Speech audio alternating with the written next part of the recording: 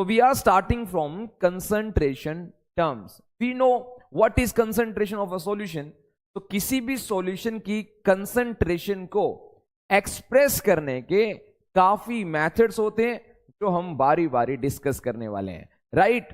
तो सबसे पहले जो कंसंट्रेशन टर्म है बच्चों वो है मास परसेंटेज। क्या है? Mass percentage, right? चलिए ध्यान दीजिए बच्चों, आइए से सो हमारे पास बच्चों कोई सॉल्यूशन है और उस सॉल्यूशन के अंदर दो चीजें हैं। We know those components, right? एक को हम बोलते हैं बच्चों सोल्यूट और एक को हम बोलते हैं सॉल्वेंट। आपके सॉल्यूशन के अंदर सोल्यूट का कितना परसेंटेज है, सॉल्वेंट का कितना परसेंटेज है इन टर्म्स ऑफ मास, वही मास परसेंटेज होता है।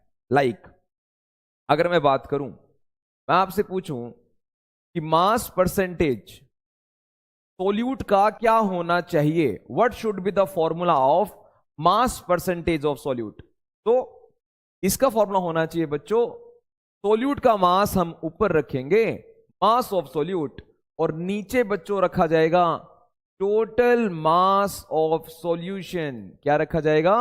Total mass of solution multiplied by 100। जैसे आप टेस्ट देते हैं, मार्क्स लेते हैं, कोई भी पेपर है उसमें अपना स्कोर ऑब्टेन करते हैं, तो उसका परसेंटेज निकालने का क्या फॉर्मूला होता है? जो स्कोर आपने ऑब्टेन किया है उसको ऊपर रखा जाएगा एज अ न्यूमरेटर, नीचे जो टोटल होता है वो रखा जाता है, राइट? और इनटू में 100 हो जाता है। इतना सिंपल होता है। उसी तरीके से अगर मैं आपसे सोल्यूट का मास परसेंटेज मांगूंगा तो आपको सोल्यूट का मास ऊपर रखना है, नीचे रखना है total mass of solution into 100, यानी नीचे टोटल डाटा आता है, राइट?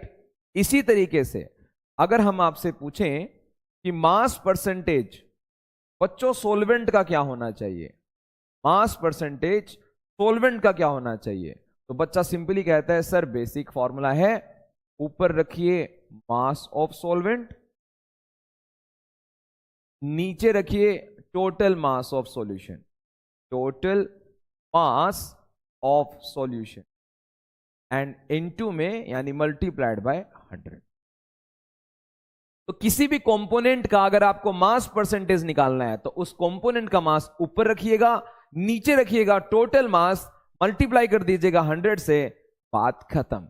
और जो आप बोलते हैं नीचे टोटल मास, वो सॉल्यूशन का टोटल मास होता है, इसको नहीं भूलिएगा, ध्यान रखिएगा। तो ये बेसिक फॉर्मूले होते हैं, आपको हो जाएंगे, मेरे हिसाब से तो कोई प्रॉब्लम है नहीं। तो ध्यान से देखिए, मैं मास परसेंटेज को बच्चों लिख सकता हूं W/W, वेट ओवर वेट, क्योंकि ऊपर भी मास है नीचे भी मास है, तो मैं इसको लिख सकता हूं W/W। Now point is how to define it, how to define mass percentage. Look at the formula, mass percentage of any component is mass of that component in 100 gram solution. मान लीजिए आपके 90% मार्क्स आते हैं, तो आपके 90 marks हुए 100 में से, राइट? किसी का मास परसेंटेज 90% आता है तो उसका क्या मतलब हुआ कि 90% मास है उसका 100 में से, 90 ग्राम मास है उसका 100 ग्राम में, 90 केजी मास है उसका 100 केजी में, राइट? चलो लिखो मास परसेंटेज क्या हुआ, मास percentage of any component, mass percentage of any component is mass of that component, is mass of that component, mass of that component in 100 gram solution, in 100 gram solution। Simply बच्चों इसको आप एक बार note कर लें, screenshot ले सकते हैं इसका, राइट? चलो मैं आपको समझा के दिखाता हूं, देखिएगा। एग्जाम्पल के लिए सपोज करिए आपके पास 5% यूरिया है बाय मास, ठीक है जी? इसको क्या मैं ये लिख सकता हूं बच्चों कंप्लीट अगर मुझे इस चीज को थेरिटिकली समझाना हो, 5% यूरिया का बाय मास क्या मतलब हो गए है भैया, क्या मतलब होता है? इसका मतलब होता है 5 ग्राम है यूरिया इन 100 ग्राम सॉल्यूशन। 5% का मतलब हुआ 5 है 100 में, 5 ग्राम है 100 ग्राम में, राइट। इसी तरीके से सपोज मैंने पूछ लिया कि आपके पास 15% सुक्रोज है बाय मास, तो इसका क्या मतलब हुआ? तो इसका यह मतलब हुआ कि मेरे पास 15 ग्राम सुक्रोज है। कितना है? 15 gram sucrose in 100 gram solution, in 100 gram solution. Like that हम इसको एक्सप्लेन कर सकते। तो दिस इज मास परसेंटेज। चलो एक छोटा सा सवाल भी आपको इसका करवा दिया जाए। Look at the question. एक बार आप वीडियो पॉज करके इसका स्क्रीनशॉट ले लें, इसको सोल्व करके देखें और फिर सॉल्यूशन को देखें। देखिए बच्चे, मांग रहे हैं मास percentage of benzene, mass percentage of benzene and carbon tetrachloride, दोनों का मास परसेंटेज मांग रहा है। और इतना मैथ तो हमारा अच्छा है ही कि अगर हम एक का मास परसेंटेज निकाल लिए तो दूसरे का 100 में से माइनस कर देंगे, आ जाएगा। क्योंकि दो ही जने हैं, दो ही चीजें हैं, एक का प्रतिशत आ गया तो दूसरे का 100 में से माइनस ही करना है। इतना आसान होता है। ध्यान दीजिए, ध्यान दीजिएगा। हमसे मांग रहा है मास परसेंटेज ऑफ बेंजीन। सपोज करिए पहले आप बेंजीन का ही मास परसेंटेज निकालते हैं। तो कैसे निकालेंगे बच्चों? ऊपर आप लिखेंगे मास ऑफ बेंजीन। क्या लिखेंगे? मास ऑफ बेंजीन। और नीचे क्या आ जाएगा बेटा? नीचे क्या आ जाएगा? नीचे आ जाएगा टोटल। नीचे आ जाएगा बच्चों टोटल मास ऑफ सॉल्यूशन। क्या बच्चों मैं इसको ऐसे लिख सकता हूं? मास ऑफ बेंजीन,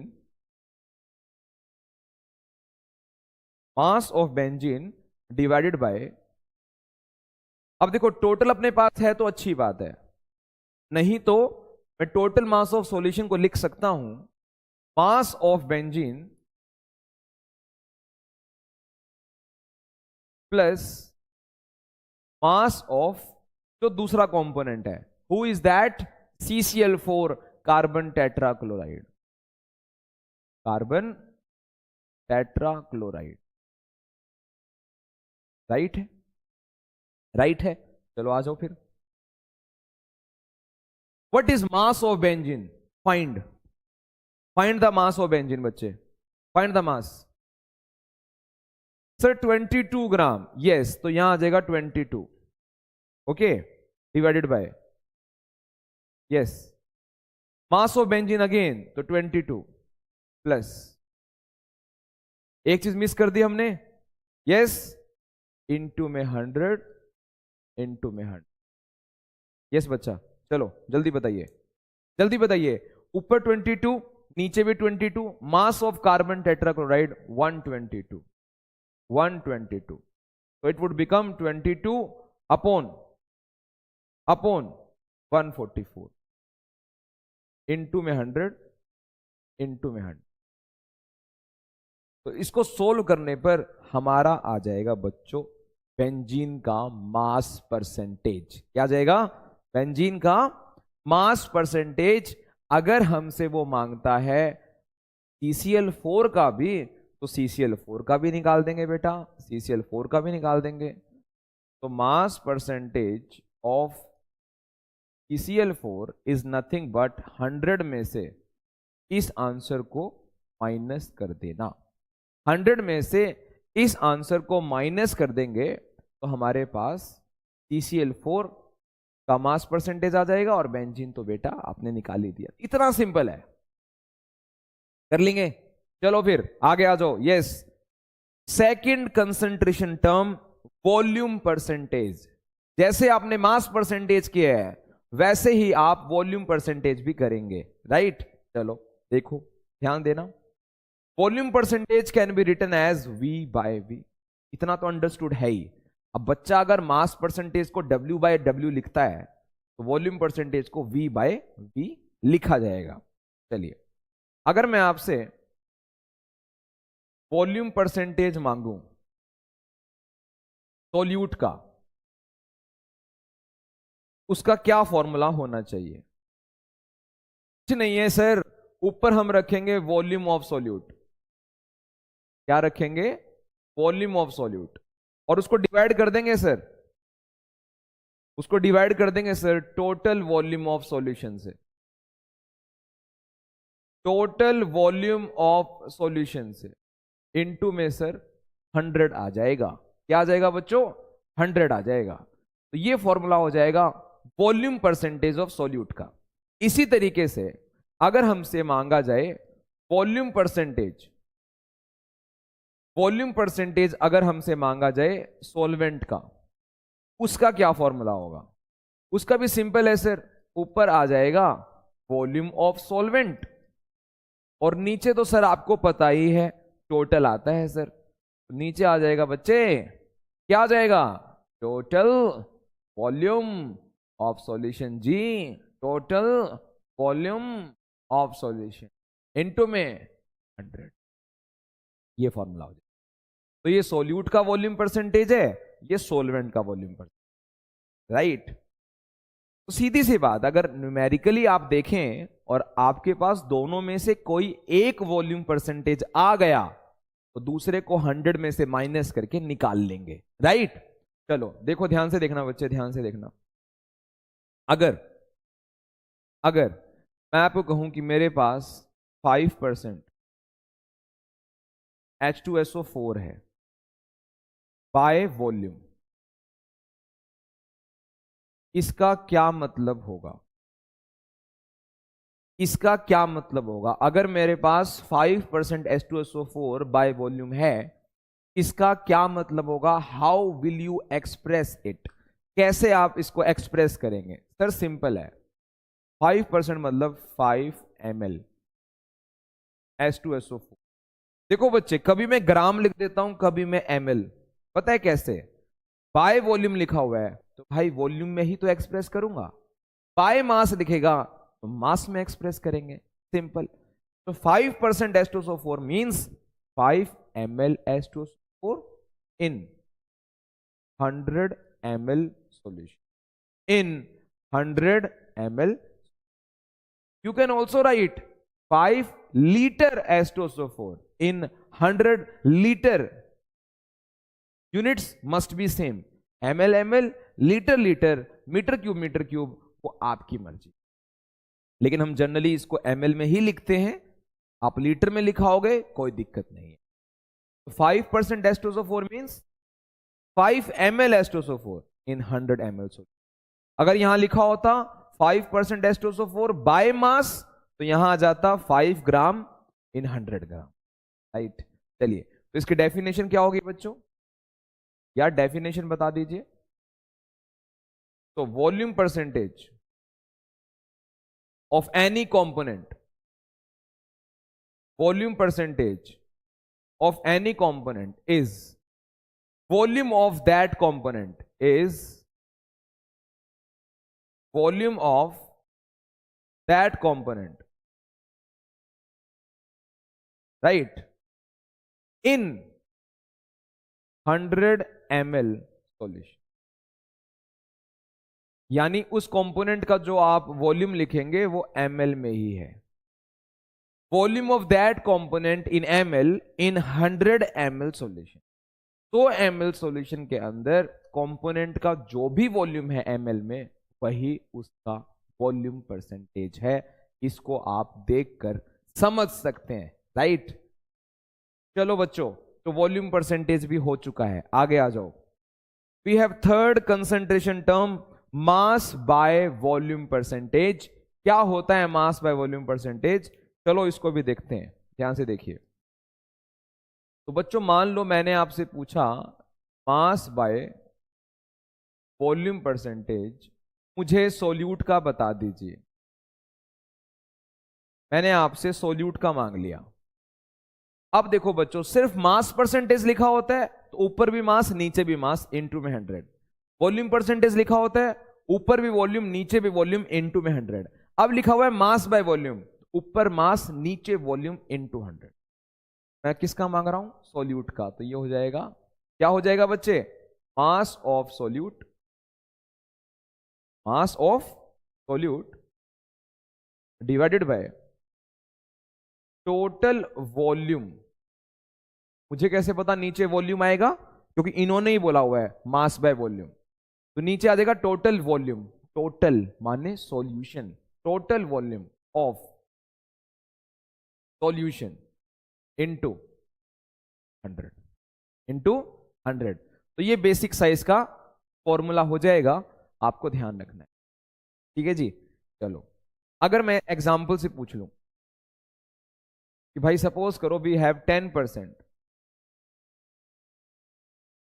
से 10% अपने पास है सुक्रोज, मास बाय वॉल्यूम। इसका क्या मतलब होगा? देखो, अगर 10% सुक्रोज बाय मास होता, 10% सुक्रोज बाय मास होता तो 10 ग्राम सुक्रोज इन 100 ग्राम सॉल्यूशन। अगर 10% सुक्रोज बाय वॉल्यूम होता तो 10 ml sucrose in 100 ml solution. Now it is 10% sucrose mass by volume, mass by volume. तो इसका क्या मतलब होगा? 10 ग्राम sucrose, 10 gram sucrose in 100 ml solution, 100 ml solution. Right? तो ऐसे हम इसको एक्सप्रेस कर सकते हैं। ठीक है जी। अगर आपको यह कहा जाता है कि आपने वॉल्यूम परसेंटेज को V बाय V लिखा है, इसको क्या लिखोगे? तो इसको आप लिखोगे W बाय V। क्या लिखोगे बच्चे? W बाय V, क्योंकि ऊपर मास है नीचे वॉल्यूम। आसान है, आसान है कि नहीं? चलो, ये है। अगर इसकी डेफिनेशन देनी हो, राइट, इसकी डेफिनेशन देनी हो, it is defined as,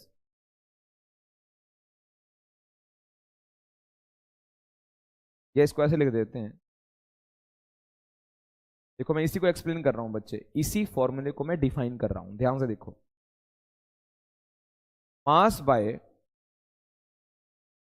volume percentage of solute, solute component ही तो होता है, solute is defined as mass of that solute in 100 ml solution. देखो बच्चों, ml इसलिए आ गया क्योंकि फॉर्मूले में नीचे वॉल्यूम है, 100 ml, और मास हमारा ग्राम में है, राइट? मास हमारा ग्राम में है। ये हो गया बच्चों हमारा मास by volume percent, right? This is mass by volume. चलो, अब मैं ये देख लेता हूं कि आपको तीनों परसेंटेजेस, यानी मास परसेंटेज, वॉल्यूम परसेंटेज और मास बाय वॉल्यूम परसेंटेज समझ में आया कि नहीं। और वहां जाने से पहले मैं एक बार आपको दिखाना चाहूंगा मास परसेंटेज अगेन। अगर आपसे मास परसेंटेज की यूनिट मांगी जाए तो आप कह देंगे इट इज यूनिटलेस, क्योंकि ऊपर भी मास नीचे भी मास, यूनिटलेस। अगर आपसे वॉल्यूम परसेंटेज मांगे, वॉल्यूम परसेंटेज, तो इसकी भी कोई यूनिट नहीं है, ऊपर भी वॉल्यूम नीचे भी वॉल्यूम, कोई यूनिट नहीं है। लेकिन जब मास बाय वॉल्यूम की यूनिट मांगेगा, तब इसकी यूनिट मांगेगा, इसकी यूनिट हो जाएगी, ऊपर ग्राम है नीचे ml है, जाएगी बच्चों ग्राम पर ml। इसकी यूनिट सिंपल है, ध्यान रखना। इन तीनों परसेंटेजेस में इसके पास यूनिट होती है, क्योंकि ऊपर मास होता है नीचे वॉल्यूम होता है, राइट? चलिए फिर आगे आ जाओ, आगे बढ़ जाओ, आगे बढ़ जाओ। लेकिन ये वाली टर्म करवाने से पहले मैं आपसे कुछ पूछता हूं कि आपने परसेंटेजेस कितना सीखा है, राइट? चलो देखो बच्चों, हमारे पास एक सवाल है, ठीक है, बेसिक सा सवाल है, बस चेक करने के लिए आपको परसेंटेजेस कितना समझ में आए। आपके पास 10% यूरिया है बाय मास, ठीक है जी। आपके पास 10% HCl है बाय वॉल्यूम, ठीक है जी। और आपके पास 10% NaOH है मास बाय वॉल्यूम।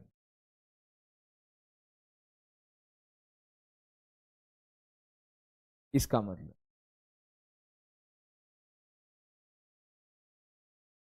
तो बच्चों अगर बाय मास लिखा हुआ है तो सिर्फ मास में ही एक्सप्रेस करना है, तो ये क्या हो जाएगा, बोलिए, ये क्या हो जाएगा? ये हो जाएगा 10 gram urea in 100 gram solution. 10 gram urea in 100 gram solution, right. अगर वो हमसे मांग रहे हैं 10% HCl बाय वॉल्यूम, तो ये क्या हो जाएगा? यस बच्चों, क्या हो जाएगा सर? ये हो जाएगा 10 ml HCl इन 100 ग्राम सॉल्यूशन, 100 ग्राम सॉल्यूशन। और बच्चों अगर ये पूछ ले 10% NaOH मास बाय वॉल्यूम, तो ये क्या होगा सर? ये सिंपल है, क्या हो जाएगा बोलो? ये हो जाएगा सर 10 ग्राम NaOH इन, बोलिए, 100 ml सॉल्यूशन। इतना सिंपल है सर ये, राइट। बोलो बच्चों, तो परसेंटेजेस आपको क्लियर है, इसमें कोई दिक्कत नहीं है, चाहे बाय मास बोले, चाहे बाय वॉल्यूम बोले, चाहे मास बाय वॉल्यूम बोले, सर हम तो कर लेंगे जी, हमारा हो जाएगा, बहुत बढ़िया। तो ये 3 टर्म्स परसेंटेजेस की आपको आनी चाहिए। चलिए आपको लेकर चलें चौथी टर्म की ओर, जो है mole fraction, and it is very very important, बहुत ज्यादा इंपॉर्टेंट। इस चैप्टर के लिहाज से बच्चों मोल फ्रैक्शन बहुत ज्यादा इंपॉर्टेंट है। इस चैप्टर का 20 to 25% कवर करता है ये फॉर्मूला। ध्यान से देखिएगा, है आसान, कॉन्सेप्चुअली भी थोड़ा सा ही मुश्किल है, थोड़ा सा ही जटिल है, बाकी बहुत आसान है, बहुत आसान है। ओवरऑल कहूं बहुत आसान है, राइट। चलो आओ, मोल फ्रैक्शन।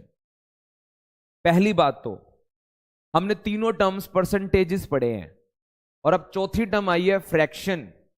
तो परसेंटेज और फ्रैक्शन में एक बारीक सा अंतर ये होता है कि परसेंटेज में फ्रैक्शन लिख के इनटू में 100 आता है, अगर आप वो 100 नहीं लिखो तो फ्रैक्शन ही होता है, राइट। जैसे जैसे अगर मैं आपसे मांगूं कि मुझे मोल फ्रैक्शन सोल्यूट का चाहिए, मोल फ्रैक्शन किसका चाहिए? सोल्यूट का चाहिए, तो बड़ा बेसिक सा फॉर्मूला होता है, ऊपर आ जाएंगे मोल्स ऑफ सोल्यूट। क्या आ जाएंगे बच्चों? Moles of solute. और नीचे क्या आ जाएगा? नीचे आ जाएगा sir total moles of solution, और 100 से मल्टीप्लाई कर दिया तो मोल परसेंट हो जाएगा, और हमें मोल परसेंट नहीं चाहिए, क्या चाहिए? Mole fraction. क्या हो जाएगा बोलो? नीचे आ जाएगा total moles of, yes yes, total moles of solution, total moles of solution.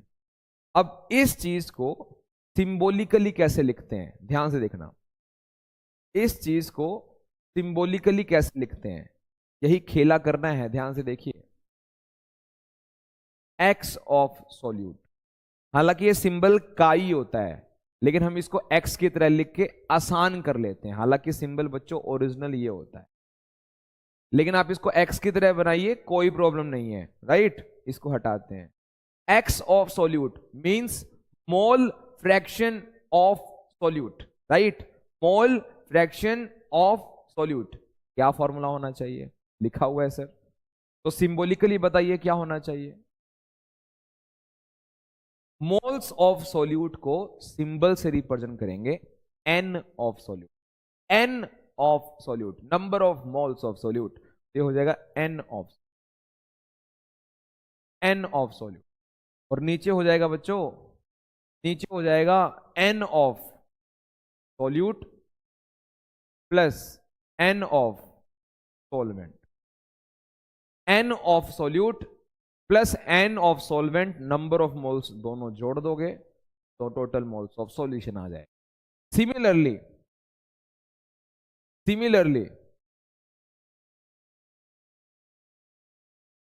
अगर मुझे मोल फ्रैक्शन ऑफ सोलवेंट मांगे जाएंगे, सोलवेंट, तो how will you right that? Sir कुछ नहीं है, number of moles of solvent ऊपर लिखे जाएंगे अपॉन, नीचे आ जाएगा सर सोल्यूट के मोल्स, डिनोमिनेटर सेम रहेगा सर, नीचे टोटल ही आता है सर, यहां आ जाएगा 100। 100 मत कर देना बच्चे, वो परसेंटेज होता है, 100 नहीं लिखना तभी फ्रैक्शन है। तो देख रहे हो आप, ये फॉर्मूला मेरे हिसाब से तो बच्चा याद रख सकता है, कोई प्रॉब्लम नहीं है। ऐसे ये वाला फॉर्मूला, तो मोल फ्रैक्शन ऑफ सोल्यूट का भी फॉर्मूला जानते हैं सर, और मोल फ्रैक्शन ऑफ सोलवेंट का भी फॉर्मूला जानते हैं सर, कोई प्रॉब्लम नहीं है सर, आराम से कर लेंगे सर, बहुत बढ़िया।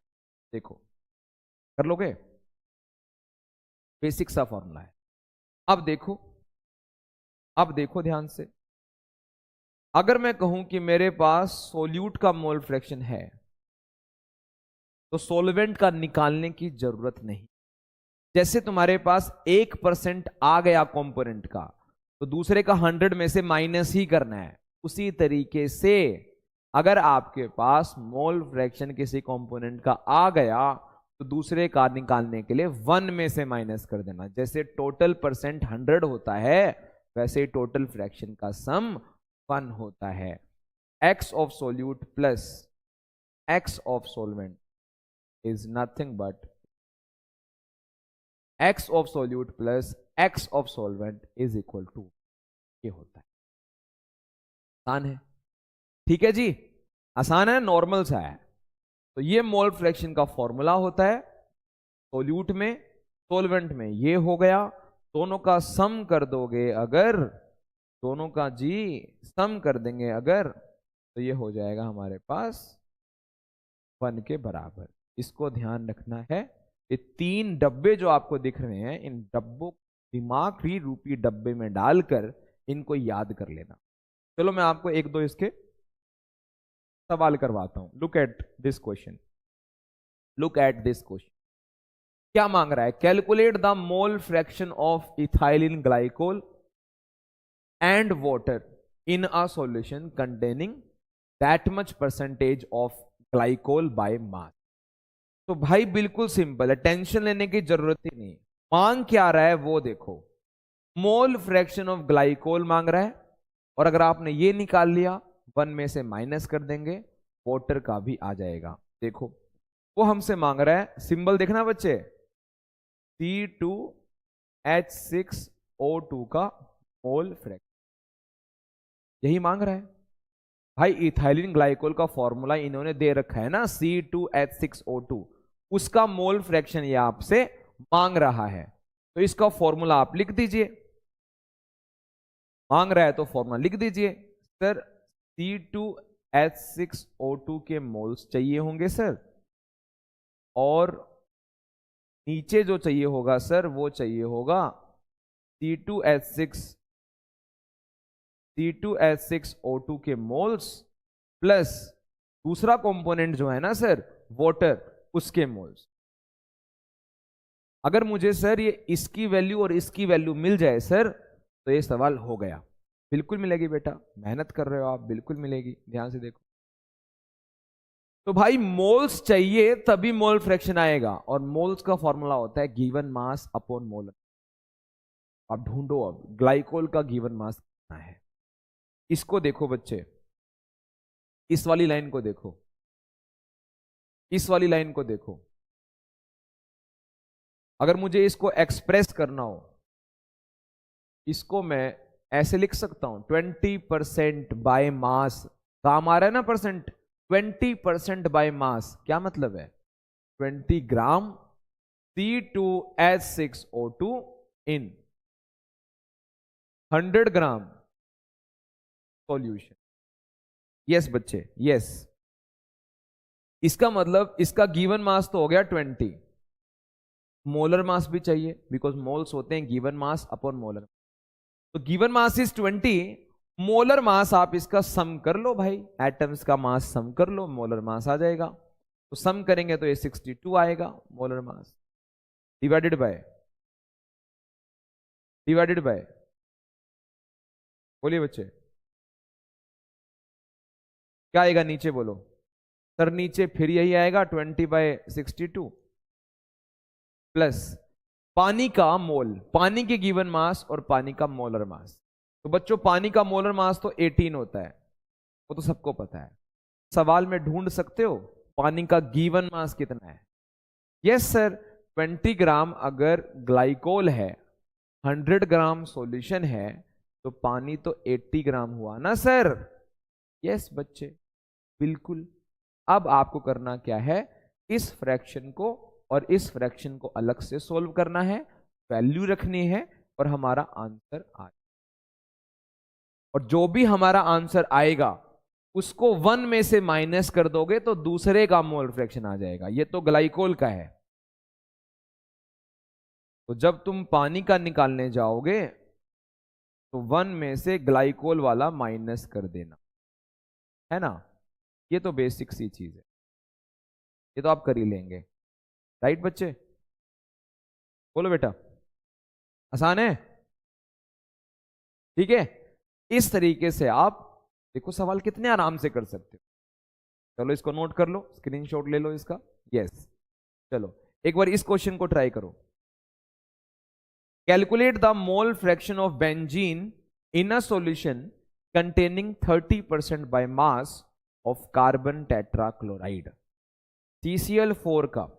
यस, ट्राई करेंगे 30% by mass of carbon tetrachloride, mole fraction of benzene निकालना है और CCl4 हमें 30% बाय मास दिया है। कोई बात ही नहीं है, क्या निकालना है, मोल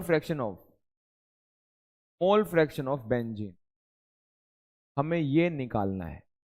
सीधी सी बात है, ये निकालने का अपने पास एक फॉर्मूला है, वो फॉर्मूला तुम मुझे बता दो क्या है। सर कुछ नहीं है, ऊपर आते हैं बेंजीन के मोल्स,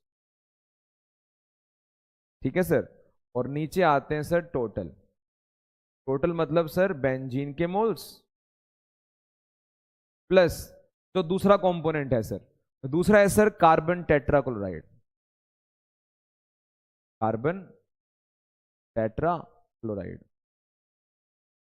उसके मोल्स। यस, तो हम जानते हैं, ये तो आपको पता ही होगा, कार्बन टेट्राक्लोराइड CCl4 होता है और बेंजीन C6H6 होता है, राइट। चलो तो बता दो, तो बेंजीन के मोल्स चाहिए, तो बेंजीन का गिवन मास, बेंजीन का मोलर मास ढूंढो सवाल में बच्चे। यस सर, मेरे को एक बात समझ में आती है, ये जो लाइन दी हुई है सर, जो लाइन दी हुई है 30% ऑफ CCl4 बाय मास, इसका मतलब तो सर यही हुआ ना कि 30 ग्राम CCl4 है इन 100 ग्राम सॉल्यूशन। 30% का तो यही मतलब हुआ ना सर बाय मास, कि 30 ग्राम वो खुद है इन 100 ग्राम सॉल्यूशन। 30% किसका दिया हुआ है, CCl4 का। 30 ग्राम CCl4 इन 100 ग्राम सॉल्यूशन।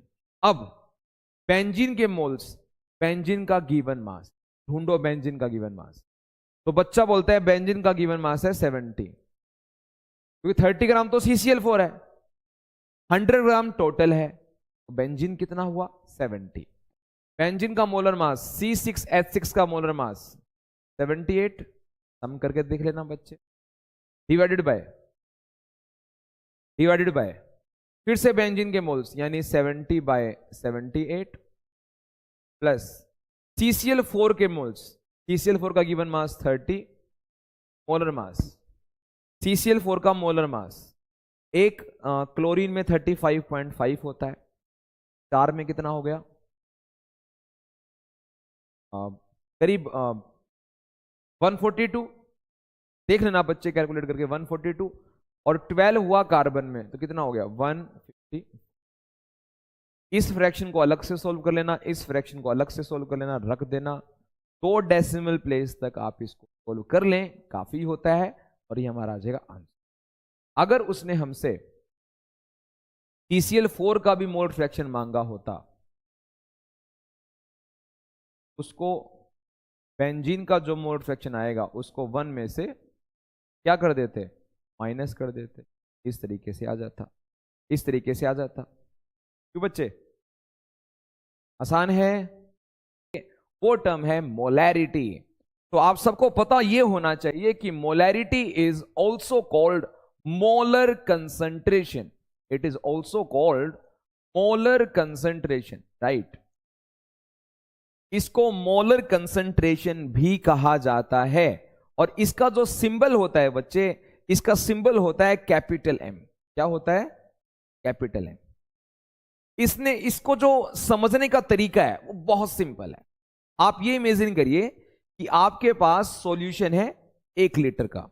सपोज करिए आपके पास बच्चों एक सॉल्यूशन है, आप इमेजिन करेंगे कि आपके पास एक सॉल्यूशन है जो कि 1 लीटर का है, राइट। उसके अंदर सॉल्यूट के जितने भी मोल्स हैं वो कहलाता है सॉल्यूशन की मोलैरिटी, राइट। तो वो कहलाता है बच्चों सॉल्यूशन की मोलैरिटी। जब आपके पास सॉल्यूशन 1 लीटर होता है तो उसके अंदर सॉल्यूट के जो भी मोल्स हैं वही होती है उस सॉल्यूशन की मोलैरिटी। तो व्हाट इज मोलैरिटी बच्चा, व्हाट इज मोलैरिटी? अगर मैं आपको उसका फॉर्मूला बताऊं, किसका फॉर्मूला बच्चे, मोलैरिटी का, तो क्या होगा, ऊपर आएगा number of moles of solute, number of moles of solute divided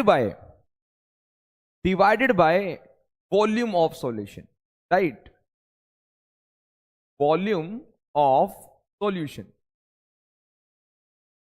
और वो वॉल्यूम जो होगा वो आप लीटर में लिखेंगे, बहुत सिंपल है। यानी 1 लीटर सॉल्यूशन के अंदर सॉल्यूट के जो भी मोल्स होंगे वही उस सॉल्यूशन की मोलैरिटी है, जिसको हम मोलर कंसंट्रेशन भी कहते हैं। चलिए आइए फिर आपको डेफिनेशन लिखवा देते हैं, आ जाइए बच्चे। What is molarity? Molarity is defined as number of moles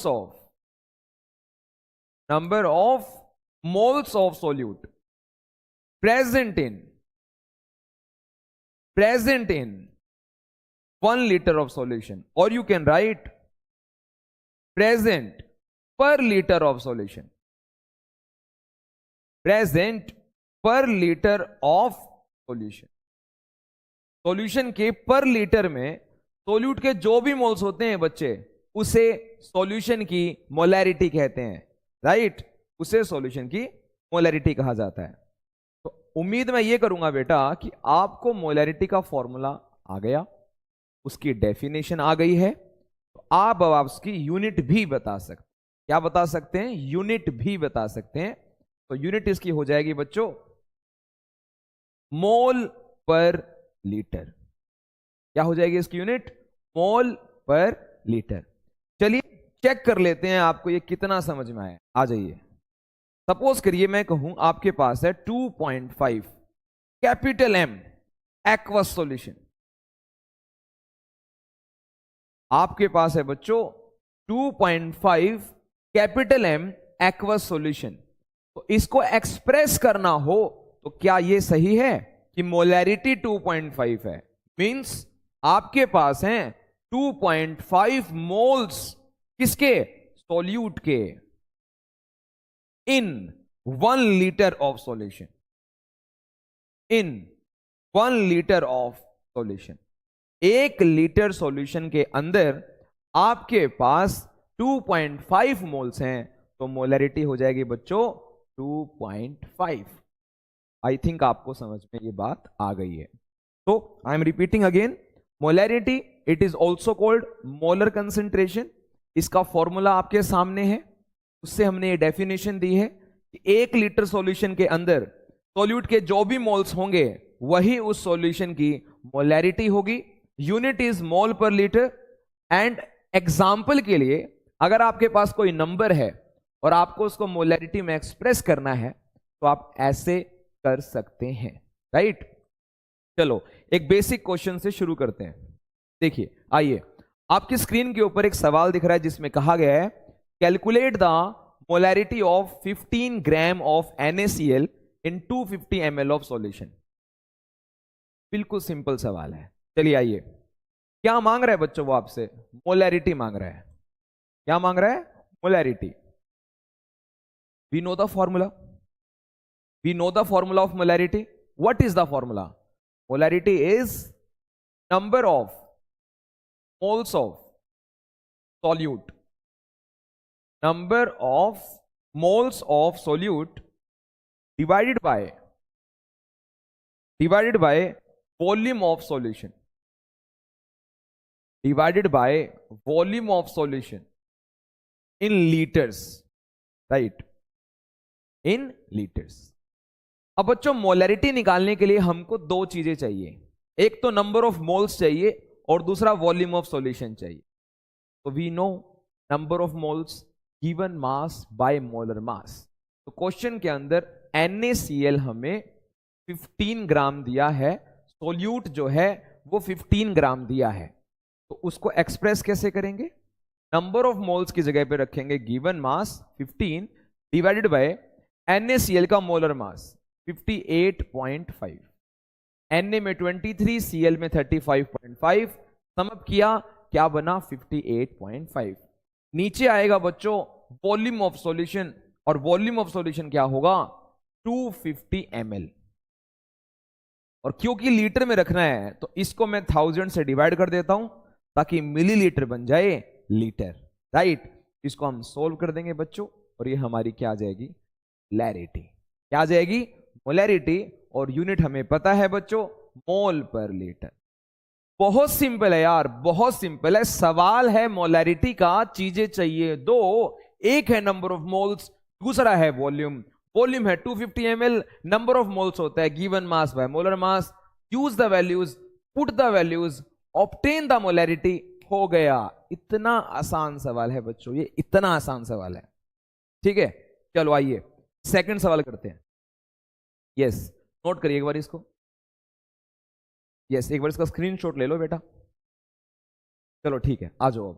calculate the mass of NaCl required to prepare 0.5 litres of 2.5 molar solution of NaCl। जैसे ही इसने ये शब्द इस्तेमाल किया हम समझ गए ये सवाल मोलैरिटी कंसंट्रेशन से जुड़ा हुआ है, मोलैरिटी से जुड़ा हुआ है, और मांग रहा है NaCl का कितना मास लगेगा इतना सॉल्यूशन बनाने के लिए।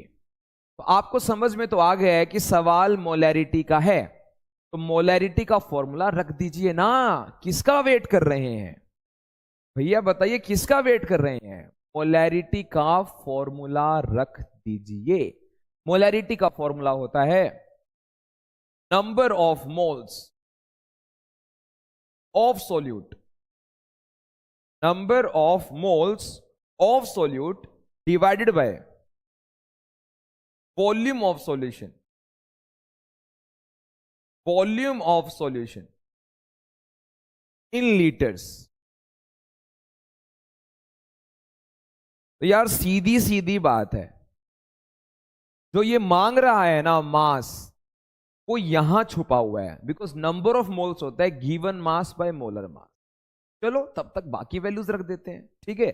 आओ, कैपिटल M की जगह रख देंगे 2.5, क्योंकि दे रखा है बच्चों मोलैरिटी 2.5।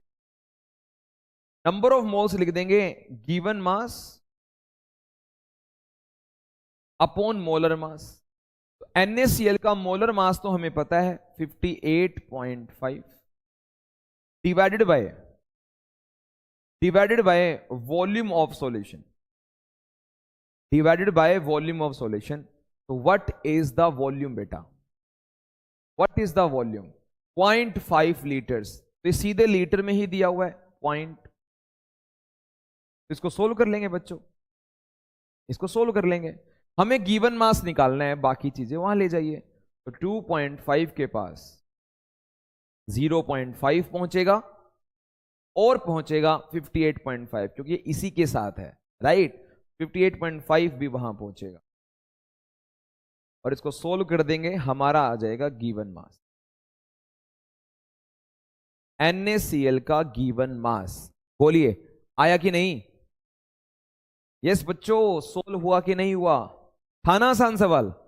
बिल्कुल बेसिक सवाल है यार, बिल्कुल बेसिक सवाल है। तो 2.5 यहां लिखा था, 0.5 यहां से लेकर चला गया, 58.5 यहां से लेकर चला गया, सवाल हो गया, राइट। तो यहां से आप सोल्व कर लेना, जो भी आपका आंसर ग्राम के साथ लिख के, हमारा आंसर फाइनल, राइट। स्क्रीनशॉट लेना है तो आप ले सकते हैं।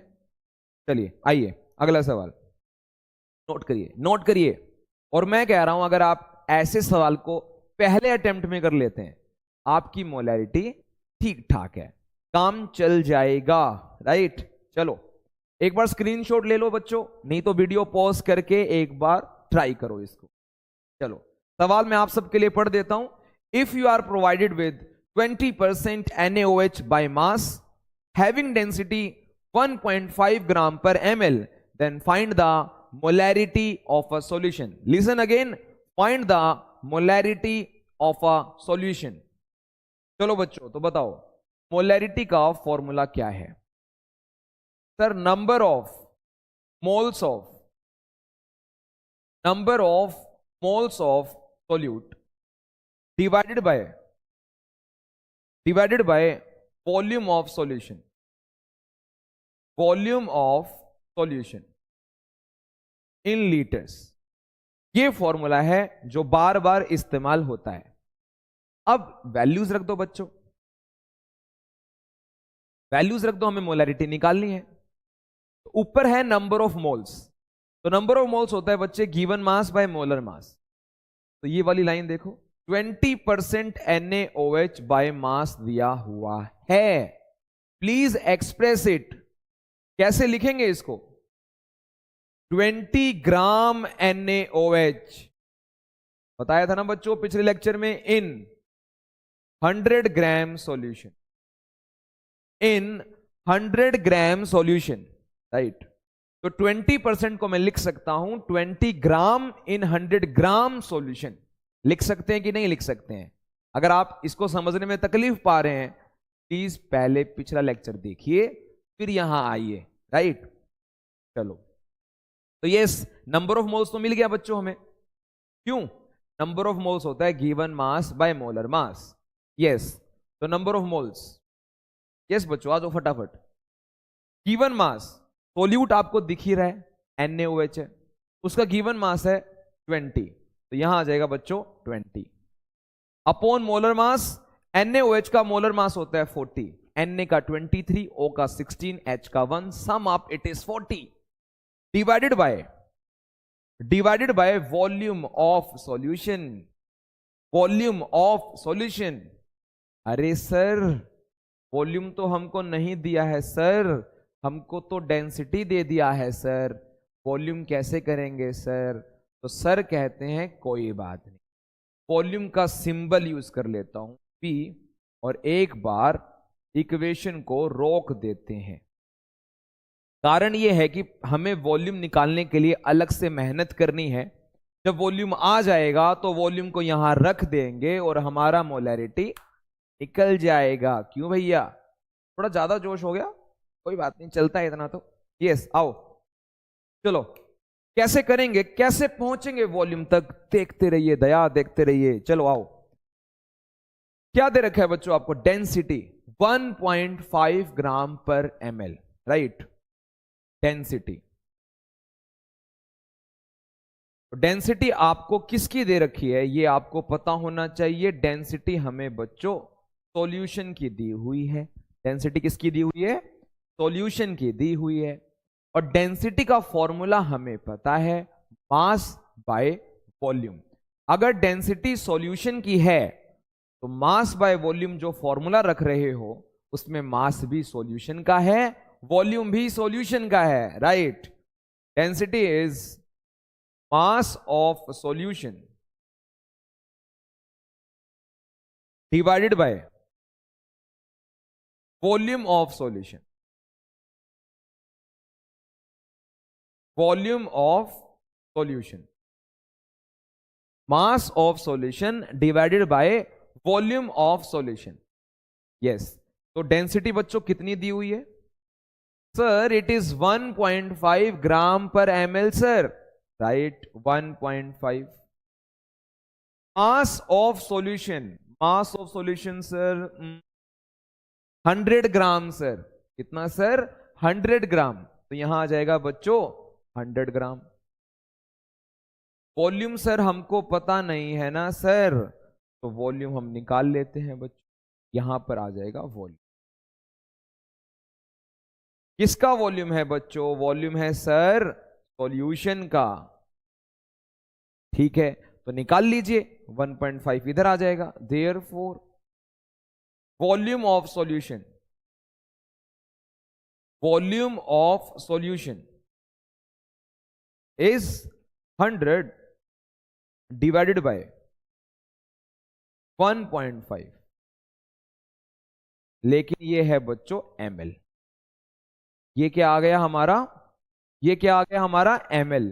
और आप जानते हैं मोलैरिटी में जो वॉल्यूम रखा जाता है वो लीटर्स में होता है। किसमें होता है? लीटर्स में। आइए देखिए, अब इस वैल्यू को उठा के फर्स्ट इक्वेशन में रख दो, राइट।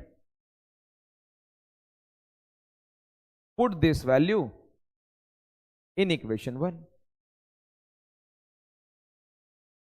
इक्वेशन 1 के अंदर ये वैल्यू उठा के रख दीजिए। बताइए क्या होगा? बताइए क्या होगा?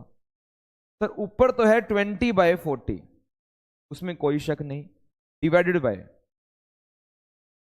वॉल्यूम। सर वॉल्यूम है 100 बाय 1.5 और इनटू में 1000।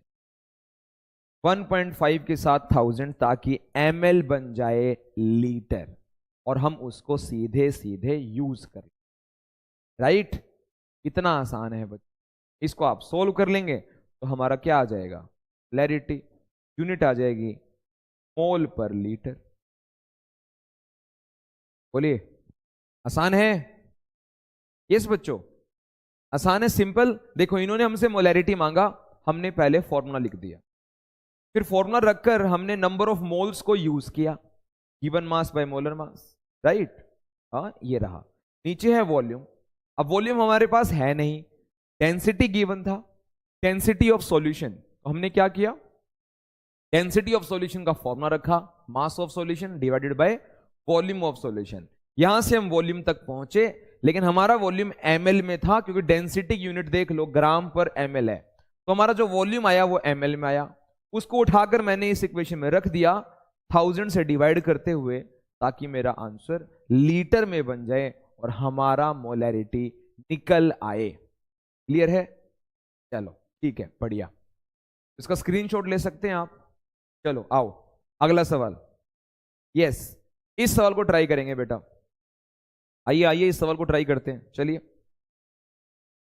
स्क्रीनशॉट ले सकते हैं या वीडियो पॉज कर सकते हैं। आप इस क्वेश्चन को पहले ट्राई करेंगे, फिर इधर आएंगे, देखेंगे कि कहां गड़बड़ हो रहा है, कहां पर दिक्कत है, क्यों नहीं हुआ सवाल। हुआ तो कॉन्ग्रेचुलेशंस, बहुत बढ़िया। नहीं हुआ तो क्यों नहीं हुआ जी, क्यों नहीं हुआ?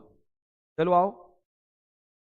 अगर आपने ये सवाल कर दिया, you are theoretically perfect in molarity, theoretically perfect, बहुत परफेक्ट हैं आप मोलैरिटी में, राइट। चलो देखते हैं कितने बच्चे कर पाते हैं। आइए, calculate the molarity of A solution, right. हमें सॉल्यूशन की मोलैरिटी निकालने को बोला है। उस सॉल्यूशन में एथेनॉल और वाटर, ठीक है, कोई दिक्कत नहीं। मोल फ्रैक्शन एथेनॉल का दिया हुआ है 0.040।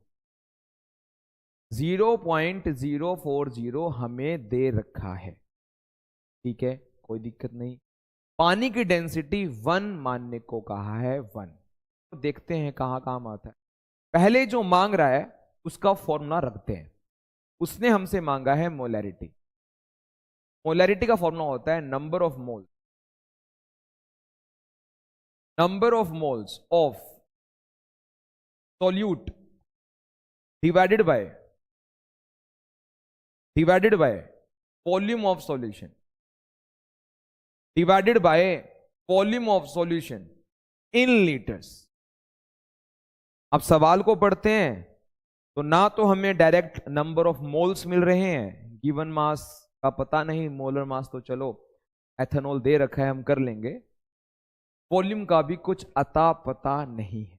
कोई बात नहीं, हमें क्या दिया हुआ है देखो, हमें दिया हुआ है मोलर फ्रैक्शन ऑफ एथेनॉल 0.040। चलो साइड में स्पेस बना के कुछ काम करते हैं।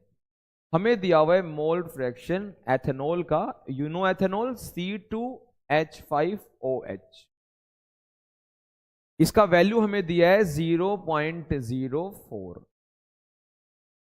राइट, 0.040 ये गिवन है, ये बच्चों गिवन है, कोई बात नहीं। हम मोल फ्रैक्शन का फॉर्मूला जानते हैं। मोल फ्रैक्शन का फॉर्मूला होता है नंबर ऑफ मोल्स, जिसका मोल फ्रैक्शन निकालना है उसके मोल्स ऊपर और नीचे रखते हैं बच्चों टोटल। टोटल मतलब C2H5OH के मोल्स प्लस दूसरा कंपोनेंट कौन है, ढूंढ सकते हो सर, ढूंढना क्या है, दूसरा कंपोनेंट है वाटर, वाटर के मोल्स। दूसरा कंपोनेंट क्या है बच्चों, वाटर, तो वाटर के मोल्स, राइट। चलो कैसे करेंगे ध्यान से देखना। हमें पहुंचना है सोल्यूट के मोल्स तक, यानी एथेनॉल के मोल्स तक पहुंचना है, और यानी हमें ये निकालना है। अगर आपने ये निकाल लिया, मोल्स निकाल दिए, तो मैं यहां रख दूंगा, सवाल सफाचट खत्म है। देखो कैसे करोगे। तो नंबर ऑफ मोल्स का बच्चों फॉर्मूला होता है, you know the formula, given mass by molar मास। चलो कोई बात नहीं, मैं नहीं रख रहा हूं फॉर्मूला, क्योंकि हमें मोल्स ही चाहिए यार, डायरेक्ट मोल्स निकाल लेते हैं, ठीक है। तो इसको यूं का यूं रहने देते हैं, C2H5OH। यहां आपको पता ही है क्या है, 0.040, 0.040 डिवाइडेड बाय, यहां पर है हमारा C2H5OH के मोल्स प्लस पानी के मोल्स। अगर आप पानी के मोल्स रखोगे तभी एथेनॉल के मोल्स तक पहुंचोगे, और एथेनॉल के मोल्स तक पहुंचोगे तभी उसको यहां रखेंगे, और हमारा सवाल आगे हो सकता है। बताइए कैसे करोगे, कैसे करेंगे। तो पानी के मोल्स निकलेंगे गिवन मास बाय मोलर मास, ठीक है। तो ध्यान से सुने, हमें पता है कि मोलैरिटी होता है number of moles of solute पर लीटर ऑफ सॉल्यूशन। क्या होता है, number of moles of solute पर लीटर ऑफ सॉल्यूशन। थियरी इसी काम आती है, ऐसे सवालों में ही काम आती है, जब हमें लगता है डाटा कंप्लीट नहीं है, तो जो थियरी हमने पढ़ी होती है कई बार वही हमारी हेल्प करती है। तो देखो बच्चों, अगर मेरे पास पानी का गिवन मास हो, मोलर मास मैं रख दूंगा, तो मेरे पास एथेनॉल के मोल्स आ जाएंगे, उसको यहां रख देंगे, मोलैरिटी आ जाएगी, है ना। उसके लिए क्या करना है, हमें पानी के मोल्स निकालने। अब ध्यान से सुनना है मेरी बात, मुझे एथेनॉल के मोल्स निकालने हैं, तो मोलैरिटी में एथेनॉल के मोल्स पर लीटर में, यानी पर लीटर आपको बताना है। 1 लीटर सॉल्यूशन है, इसका मतलब हिंट मैं ये ले रहा हूं, आपके पास 1 लीटर सॉल्यूशन है, क्योंकि आप नंबर ऑफ मोल्स जो रखते हैं वो पर लीटर में रखते हैं, पर लीटर में भी निकाल दोगे तो मोलैरिटी ही होती है। 1 लीटर सॉल्यूशन का मतलब ये हुआ आपके पास 1 लीटर सॉल्वेंट है अप्रोक्सीमेटली, क्योंकि इमेजिन ये कर सकते हो आप कि जब पानी के अंदर आप सॉल्यूट मिलाते हो, कम सॉल्यूट मिलाते हो, तो पानी के वॉल्यूम पे कोई खास फर्क नहीं पड़ता। सॉल्यूशन जो तैयार होता है वो लगभग उतने ही वॉल्यूम का होता है। मैंने क्या किया, सॉल्यूशन का जो वॉल्यूम था वो मैंने पानी का ही वॉल्यूम मान लिया। हम ऐसा कर सकते हैं ऐसे सवालों में। पानी का हमने वही वॉल्यूम मान लिया 1 लीटर। ठीक है जी। अब डेंसिटी पानी की 1 होती है, इसका मतलब ये 1 kg हुआ, या मैं कह सकता हूं 1000 ग्राम, ऐसे कर लेते हैं।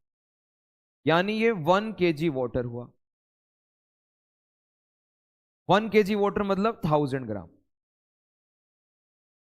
क्योंकि आपको पता है यार, डेंसिटी होती है मास बाय वॉल्यूम। तो जिसकी डेंसिटी 1 होती है उसका मास और उसका वॉल्यूम बराबर होता है।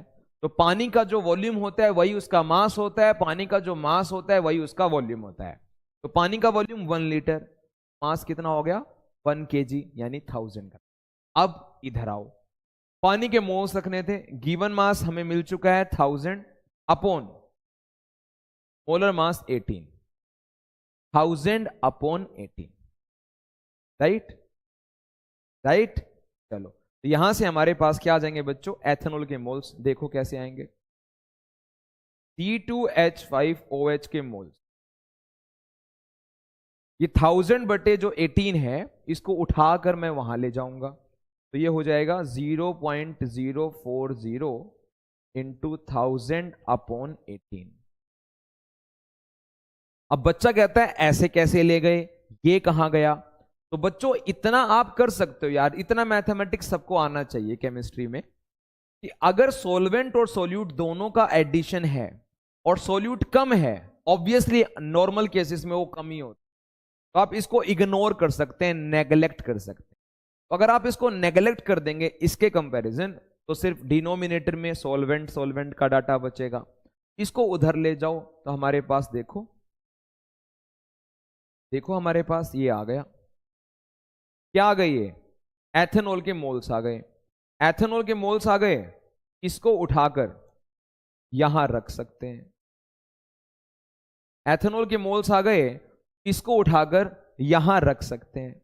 रही बात वॉल्यूम ऑफ सॉल्यूशन की, अब देखो ध्यान से, तो नंबर ऑफ मोल्स की जगह तो आ जाएगा बच्चों ये 0.040 मल्टीप्लाई बाय 1000, इसको आप सोल्व कर लेना, डिवाइडेड बाय 18। नीचे जो है वॉल्यूम ऑफ सॉल्यूशन है। वॉल्यूम ऑफ सॉल्यूशन आपने देखो 1 लीटर ले ही रखा है। वॉल्यूम ऑफ सॉल्यूशन कितना है बच्चों 1 लीटर, तो यहां आ जाएगा 1 लीटर। इसको आप सोल्व कर देंगे, यहां से हमारा आंसर आ जाएगा मोल पर लीटर। क्या आ जाएगा, मोल पर लीटर। उम्मीद करते हैं आपको यह सवाल समझ में आ चुका है, सिंपल है। मोलैरिटी मांगी थी, मैंने ज्यादा समय लिया इस सवाल को करवाने में, आपको सिर्फ समझाने के लिए। मोलैरिटी मांगी थी, फॉर्मूला रखा, फॉर्मूला रखने के बाद चैलेंज ये मिला कि नंबर ऑफ मोल्स तो है ही नहीं। हमें लगा कोई बात नहीं, नंबर ऑफ मोल्स का formula given mass by molar mass होता ही है। फिर हमने सवाल पढ़ा, अरे इसमें तो गिवन मास भी नहीं है, एथेनॉल एथेनॉल है तो मोलर मास तो मैं निकाल लूंगा, लेकिन गिवन मास नहीं है। मैंने देखा इन्होंने सवाल में दिया हुआ था मोल फ्रैक्शन। मोल फ्रैक्शन का मैंने फॉर्मूला रखा, 0.040 के बराबर रख दिया। हमें चाहिए थे ऊपर सोल्यूट के मोल्स, जो कि फॉर्मूले में यहां दिख रहे थे। तो किसी तरीके से मुझे पानी के मोल्स रखने थे, तो पानी के मोल्स मतलब given mass by molar mass. तो मैंने ये सोचा कि मोलैरिटी में जो मोल्स यूज करते हो सोल्यूट के, वो 1 लीटर सॉल्यूशन में ही तो होता है। तो वॉल्यूम मैंने सॉल्यूशन का 1 लीटर लिख लिया। 1 लीटर लिख लिया तो यानी सोलवेंट 1 लीटर ही पाएगा, क्योंकि कोई ड्रास्टिक चेंज नहीं आता सोलवेंट से जब तुम सॉल्यूशन में जाते हो, तो वॉल्यूम में कोई खास फर्क नहीं पड़ता। तो पानी का जो वॉल्यूम है वो 1 लीटर मान लिया। जैसे ही पानी 1 लीटर आपको सामने आया, आपको मास मिल गया 1000 ग्राम, क्योंकि डेंसिटी उसकी 1 है। डेंसिटी 1 मतलब मास और वॉल्यूम समान। जैसे ही आपको मास मिला, हम यहां वापिस आ गए, फॉर्मूले में मोल्स निकाला और फिर मेन फॉर्मूले में रख दिया काम। यानी कुल मिलाकर हमें पानी के डाटा के लिए मेहनत करनी थी, जो हमने कर ली, यहां पर हम आ गए। और सवाल हो गया। इस तरीके से मोलैरिटी बच्चों सोल्व की जाती है। ठीक है, तो उम्मीद करते हैं आपको मोलैरिटी समझ में आ गई है। आ जाओ आगे। We have now molality. Molality का बच्चों सिंबल जो होता है वो होता है small m, and it is also called molal concentration. Molal concentration, right. Some says molal concentration. तो भैया मोलाल मोलुल मत करो, मलाल भी नहीं होना चाहिए हमें इस टॉपिक का। It is molal concentration, molal, small m। आइए इसका फॉर्मूला रखते हैं, इसको समझिए।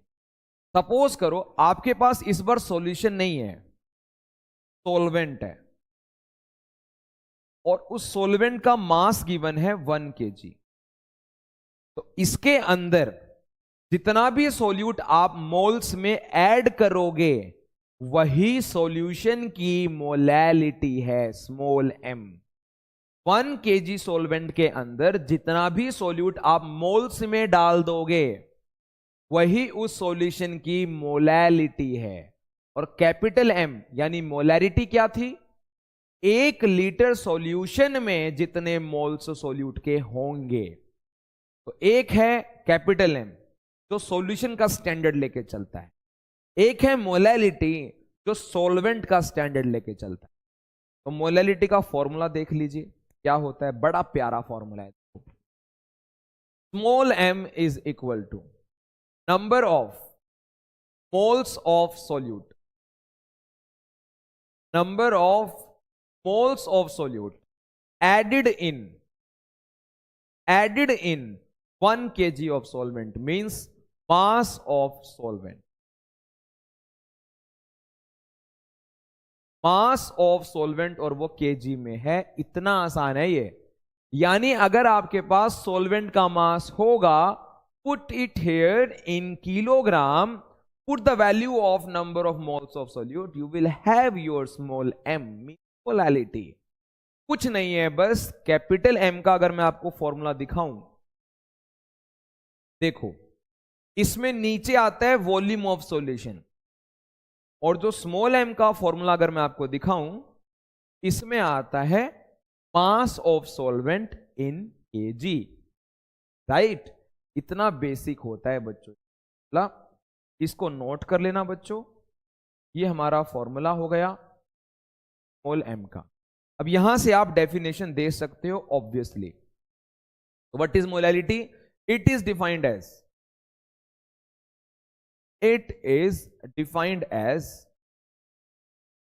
नंबर ऑफ मोल्स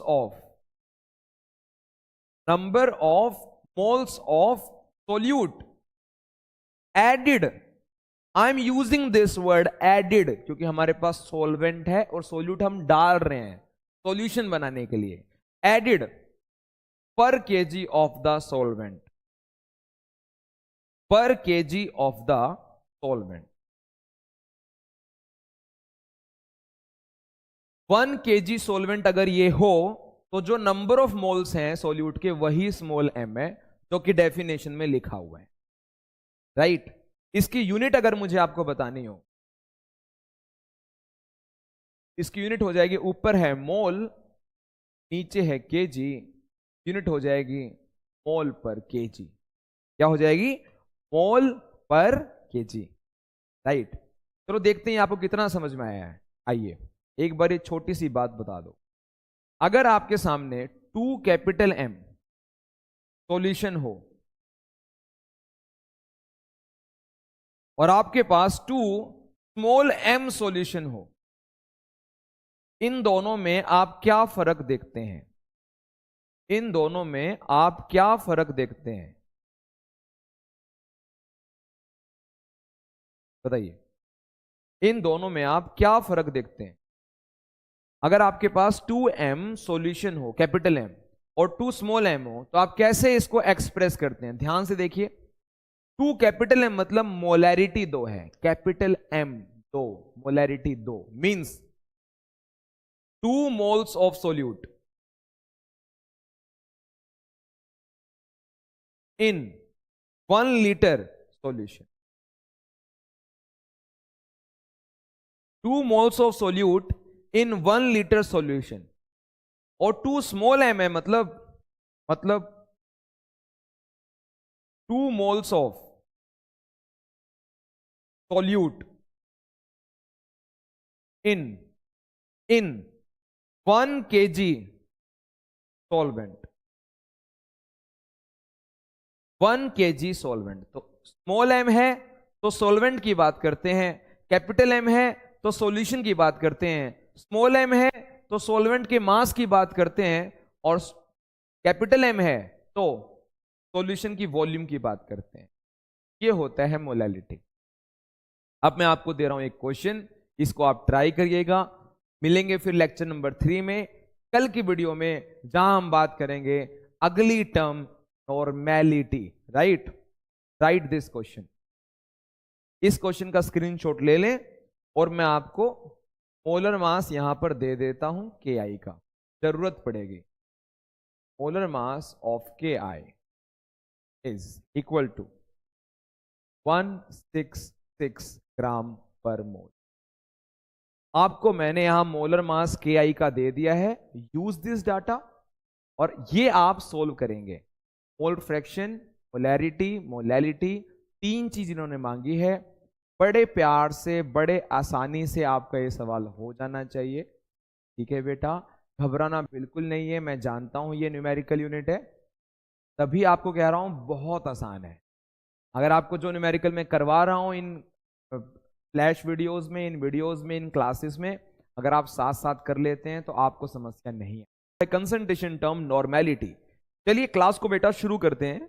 नॉर्मेलिटी को बेटा सिंबलाइज करते हैं कैपिटल N से, और जैसे हमारा मोलैरिटी होता है कैपिटल M, उसका फॉर्मूला होता है number of moles of solute present पर लीटर ऑफ सॉल्यूशन, उसी तरीके से नॉर्मेलिटी भी पर litre of solution he express किया जाता है।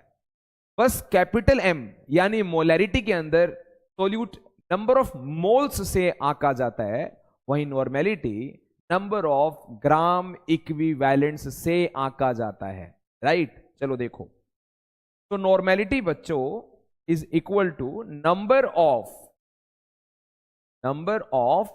ग्राम equivalents, number of gram equivalents of solute divided by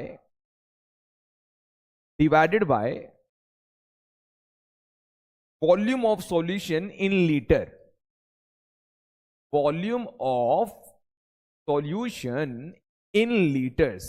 right, वही वॉल्यूम लीटर्स में नापा जाएगा। बस बात इतनी है कि मोलैरिटी के अंदर मोल्स होते थे सॉल्यूट के, और नॉर्मेलिटी के अंदर बेटा होते हैं number of gram equivalents. Right, चलो तो आपको समझाते हैं नंबर ऑफ ग्राम इक्विवेलेंट्स क्या चिड़िया है, क्या चीज है। देखिए,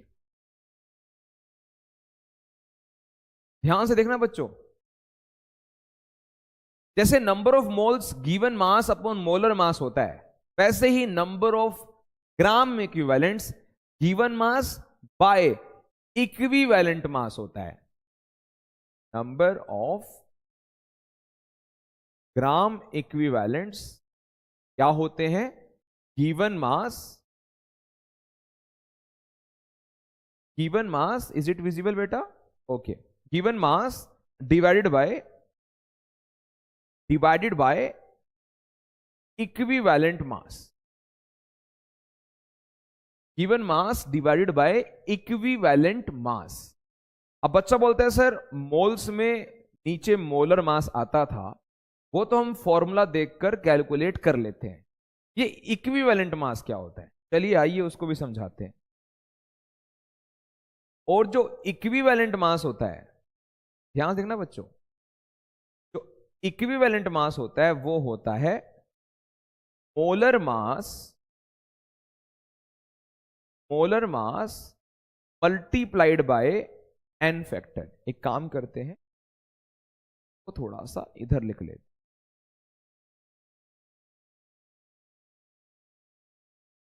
मोलर मास आपको विजिबल है ना बच्चों? चलो, molar mass into n factor.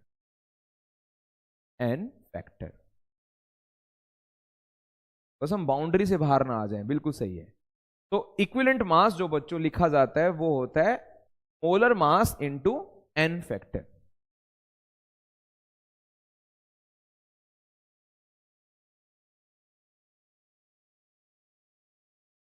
यहां लिख देते हैं, बताइए बताइए, हमारी मर्जी यार, कहीं भी लिखें, कोई दिक्कत नहीं होनी चाहिए। फिर से देख लो, फिर से देख लो, number of gram equivalents upon volume of solution, right. और जो नंबर ऑफ ग्राम इक्विवेलेंट्स होते हैं वो होते हैं given mass upon equivalent mass, और जो इक्विवेलेंट मास है वो होता है molar mass into n factor. बच्चा बोलता है सर इतनी सारी चीजें हैं, क्या करें क्या करें। एक काम करते हैं, इन सबको कंबाइन करके एक फॉर्मूला बना देते हैं। देखो, नंबर ऑफ ग्राम इक्विवेलेंट्स की जगह ये वैल्यू रखी जाएगी, इक्विवेलेंट मास की जगह पे ये वैल्यू रखी जाएगी, तो फॉर्मूला क्या हो जाएगा, ध्यान से देखना बच्चों। Normality is equal to molarity into n factor. ये तो कर लेंगे ना बच्चों याद, इससे आपका काम काफी चल जाएगा, ध्यान रखना। Normality is equal to molarity into n factor, ध्यान रखना। यानी कहने की बात सिर्फ इतनी है कि कैपिटल एम तो सर हमने किया हुआ है, राइट, कैलकुलेट किया हुआ है। नॉर्मेलिटी हमें कैलकुलेट करना है, एन फैक्टर अगर सर आप बता दें तो मजा आ जाए। अगर आप एन फैक्टर बता दें सर तो मजा आ जाए। चलो बच्चों वो भी बता देते हैं। तो मोलैरिटी आपको निकालने आती है, मैं आपको सिखाऊंगा एन फैक्टर, और हम नॉर्मेलिटी के न्यूमेरिकल भी बड़े आसानी से कर देंगे। चलिए ठीक है, ओके। तो उसके लिए हम नेक्स्ट पेज लेते हैं। आप तब तक स्क्रीनशॉट ले सकते हैं, इसको नोट कर सकते हैं। ये वाला फॉर्मूला आपको फाइनली याद रखना है नॉर्मेलिटी का। Normality is equal to molarity into n factor. आओ आपको एन फैक्टर समझाते। आपको ना एन फैक्टर चाहिए होगा। अभी एन फैक्टर कौन सी चिड़िया है देख लो। तो बच्चों ये ध्यान रखना कि जो एन फैक्टर होता है ना, एन फैक्टर, वो डिपेंड करेगा कि आपने सोल्यूट डाला क्या है। जैसे आप क्या क्या डाल सकते हो,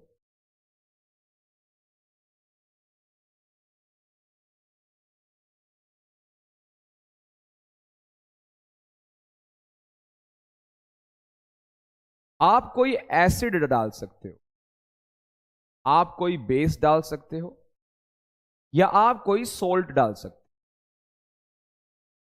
या तो आप एसिड डालोगे, या आप बेस डालोगे, या फिर आप सोल्ट डालोगे। आपके न्यूमेरिकल्स तो इन्हीं तीनों में बंधे हुए हैं।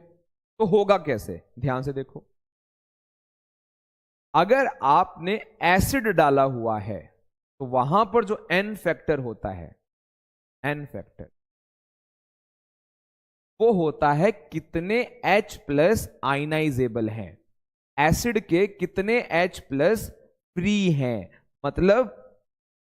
मतलब ये हुआ number of ionizable H plus,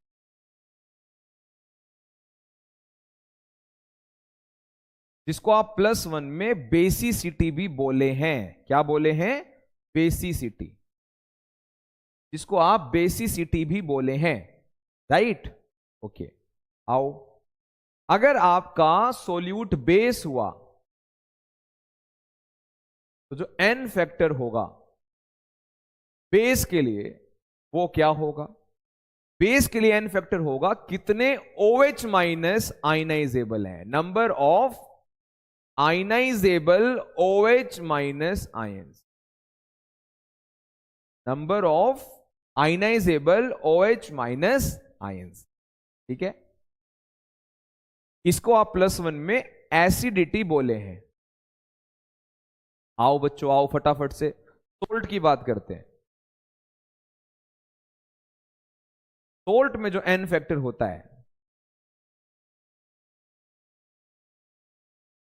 वो क्या होता है, वो होता है sir number of total positive charge, number of total positive charge, और number of total negative charge. Total positive charge और टोटल नेगेटिव चार्ज, इन दोनों में से कुछ भी निकाल दोगे तो सोल्ट का n फैक्टर आ जाएगा। आगे नॉर्मेलिटी के सवाल करने से पहले आपको n फैक्टर बहुत अच्छे से आना चाहिए। उसके लिए एक बार इसका स्क्रीनशॉट ले लो, फिर आपको एक क्वेश्चन से समझाएंगे। ओके, चलो देखो एक क्वेश्चन देते हैं आपको, बड़ा प्यारा सा सवाल है। आपको मैंने कहा बच्चों, आपको मैंने कहा, क्या कहा कि find n factor of, find n factor of, एक आपको दिया HCl, एक आपको दिया H2SO4, एक आपको दिया NaOH, एक आपको दिया से CaCl2, और एक आपको दिया हमने से NaCl, ये दिया। आप अगर इन पांचों का n फैक्टर बता देते हैं तो कोई समस्या नहीं है बच्चों, कोई समस्या नहीं है, आप अच्छे से सवाल कर सकते हैं। ठीक है, चलो बताओ, फटाफट बता दो। सर HCl का अगर हम n फैक्टर निकालने जाएं तो HCl तो एसिड है सर, तो एसिड का H प्लस काउंट करना होता है सर, जो आयनाइजेबल होता है। तो HCl में जो n फैक्टर आएगा सर, HCl में जो n फैक्टर आएगा सर, वो 1 आएगा। क्या आएगा? 1 आएगा। बिल्कुल सही जवाब, बिल्कुल सही जवाब।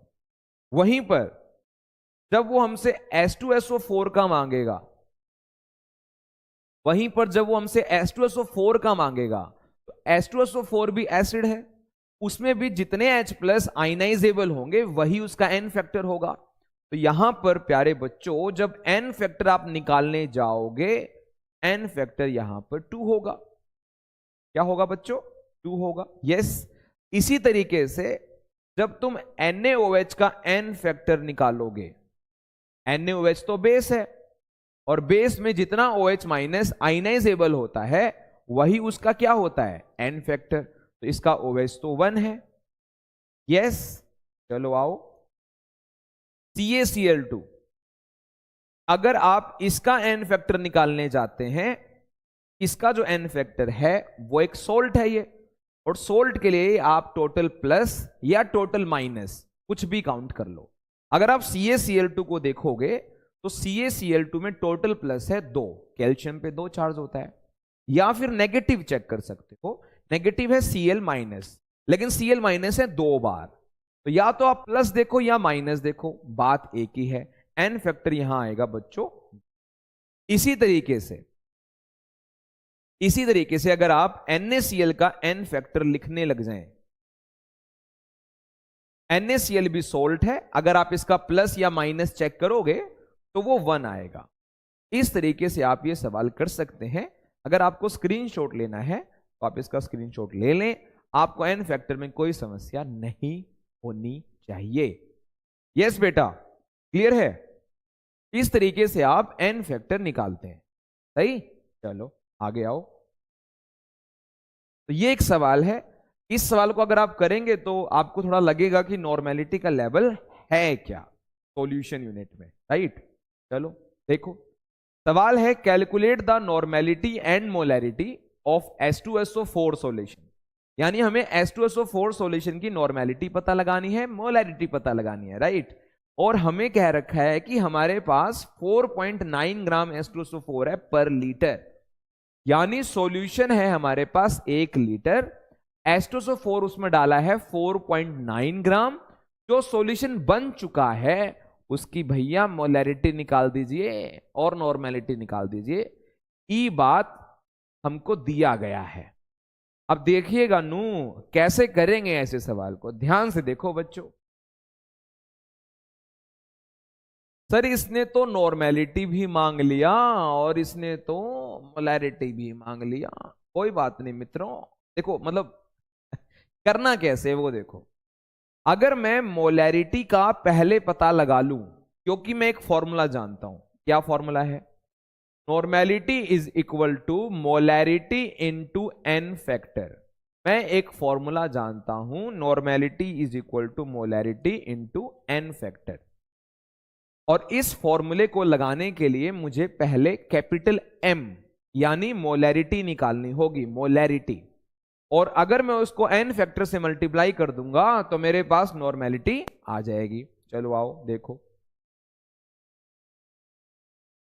तो हम एक काम करते हैं बच्चों, पहले तो यार मोलैरिटी ही निकालते हैं। आओ देखो, मोलैरिटी का हमारे पास फॉर्मूला होता है number of moles of solute divided by, yes, divided by volume of solution, volume of solution. और वॉल्यूम ऑफ सॉल्यूशन बच्चों लीटर्स में होता है। किसमें होता है? लीटर्स में। आओ नंबर ऑफ मोल्स बताओ जल्दी से, नंबर ऑफ मोल्स। देखिए सोल्यूट है H2SO4, निकालने हैं इसके मोल। भैया कुछ तो बोल, कैसे निकालोगे? मोल्स होते हैं गिवन मास बाय मोलर मास।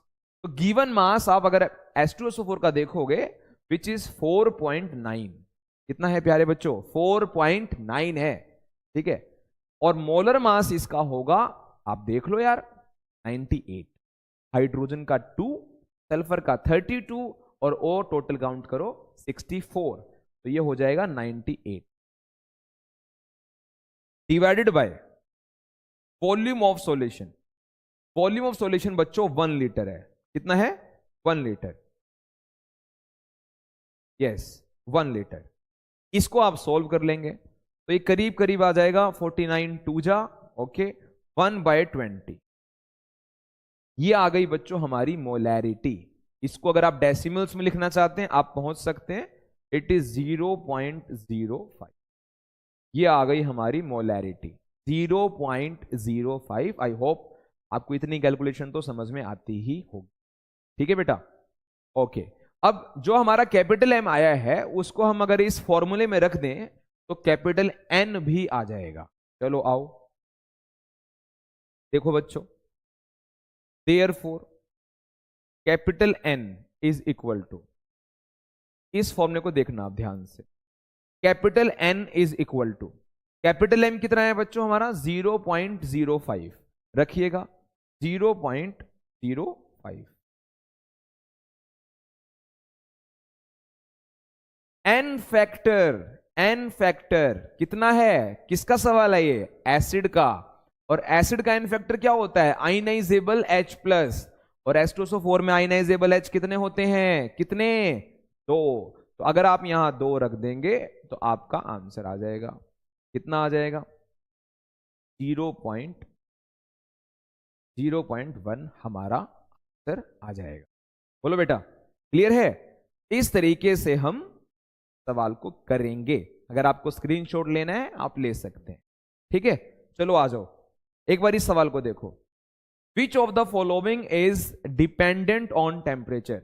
हमने जितनी कंसंट्रेशन टर्म्स अब तक पढ़ी हैं उनमें से कौन सी टर्म जो है आपके हिसाब से इन ऑप्शंस में से टेम्परेचर पे डिपेंड करती है? टेम्परेचर पे डिपेंड करती है, बताइए। देखो बेटा, आप एक बात दिमाग में डाल लो, टेम्परेचर के साथ सॉल्यूशन का कौन सा पैरामीटर चेंज होता है? वो होता है वॉल्यूम। कौन होता है? Volume. With change in temperature, with change in temperature volume changes. क्या बदलता है बच्चों? वॉल्यूम बदलता है यार। टेम्परेचर चेंज होने से वॉल्यूम बदलता है। अब जिस भी फॉर्मूले में मोलैरिटी आती, मोलैरिटी कह रहा हूं सॉरी, जिस भी फॉर्मूले में वॉल्यूम आता होगा वही चेंज होता है। अब गलती से देखो आंसर भी निकल गया मेरे मुंह से। वेट परसेंटेज में वॉल्यूम आता है? नहीं आता है सर।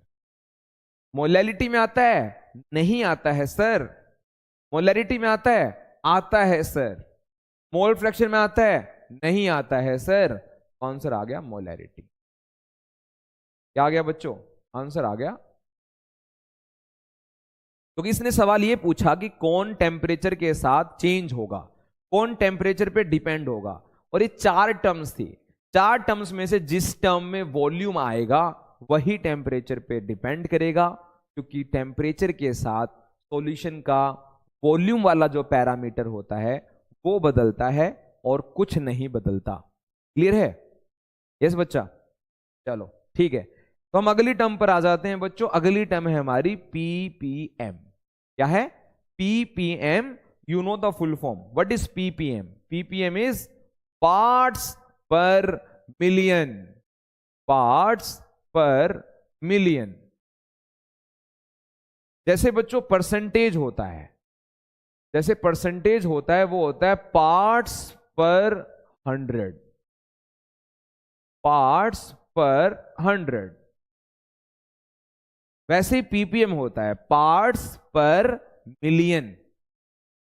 पार्ट्स पर मिलियन। जैसे 10% ऑफ सोल्यूट बाय मास, वो क्या होता है? 10% ऑफ सोल्यूट बाय मास क्या होता है? वो होता है 10 ग्राम इन। देखो 10% सोल्यूट का क्या मतलब है? इसका मतलब है 10 ग्राम सोल्यूट है 100 ग्राम सॉल्यूशन में। 10 ग्राम सोल्यूट है किसमें? 100 ग्राम सॉल्यूशन में। तो परसेंटेज में बच्चों 100 आता है, तो पीपीएम में मिलियन आता है। पीपीएम में क्या आता है? मिलियन। इसी तरीके से अगर यहां पर मैं कहूं एग्जाम्पल के लिए कि मेरे पास 10 पीपीएम सोल्यूट है बाय मास। बाय मास इसका क्या मतलब होगा?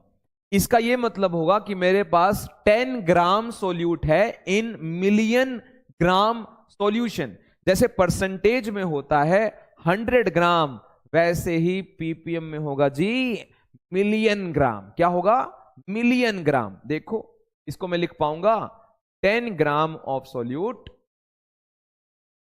10 gram of solute in million, यानी 10 की power 6 gram of solution.